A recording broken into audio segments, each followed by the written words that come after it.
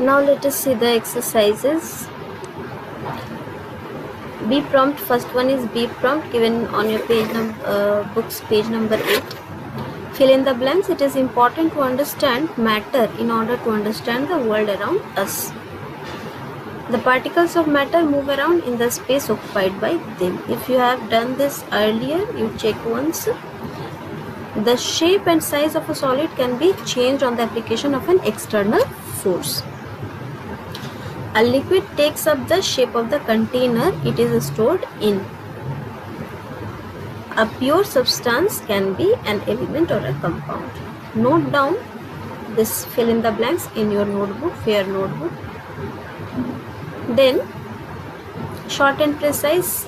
In short and precise, which is given on page number 9, short and precise A number flowchart diagrams, we will see that later on. I am starting with B number. Give reasons. In give reasons, why does the level of water rises when sand is added? The level of water increases when sand is added to a beaker half filled with water. Why does it happen? Water and sand both are matter, and so both need space. When sand is added to a beaker half filled with water, sand occupies the space which was earlier occupied by water at the bottom. So if sand occupied the water's space, water has to occupy some other space. Therefore, water occupies the space available at the upper side of the beaker by replacing air. That's why the level of water rises when sand is added. Now, second question. Solids cannot be compressed. Why solids cannot be compressed? The particles of solids are very tightly packed. So there is almost no space in between the particles. You can see. So the particles cannot come closer. They are already close to each other. They cannot come more close and therefore cannot be compressed. Next question. A liquid can flow. Why can a liquid flow? The interparticle force of liquid is weaker than that of solid. Interparticle force is weak in liquids. So the particles can slide past each other. The particles can slip over each other. The particles can move around other particles of the liquid. So a liquid can flow from higher position to a lower position. Next question. Gases are highly compressible. Why gases are highly compressible? Gases have very weak interparticle force and huge interparticle space. See here, huge interparticle space. So when pressure is applied on gases, the particles come closer very easily because of empty space between the particles. Pressure is applied, they are coming closer. Again pressure is applied. See, the particles have come too close to each other. And so gases are highly compressible. Next question. Particles in solids do not change their position. Particles in solids do not change their position. Why? The particles in solids are very closely packed because of very high interparticle force.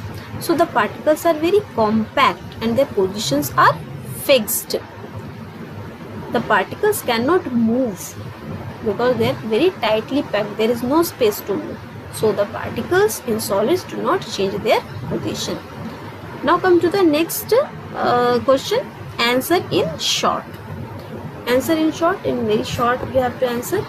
First question. What is matter? Matter is anything that has mass and occupies space. Next question. Why are solids hard and rigid?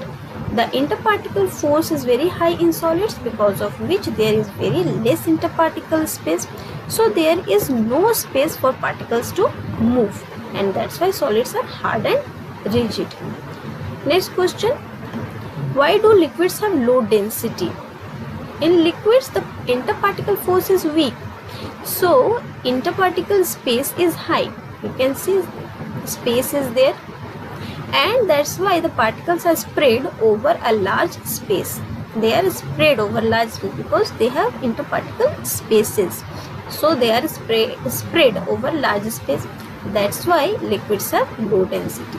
See, in solid, they are tight and compact, no space, almost no space is there, interparticle space is very less, so they take very less space, they are not spread to very large space, and that's why they are very dense, density is high. But here in liquid, see, since because of the interparticle space in between them, the particles are spread to a large area, they take a very large area, and that's why they are not dense, they have low density. Question number 4, 5, 6 we will see in the next video, because those topics we have just seen in this video. And I'm coming to the next question, 7 number question. What is particle theory? The particle theory we have discussed earlier. The particle theory of matter states that matter is made up of small particles. You will note down these questions in your notebook neatly. If you need some diagrams, like I have drawn in some questions, I have drawn the diagrams, you can draw the diagrams. Note down these answers in question and answer in your shared notebook.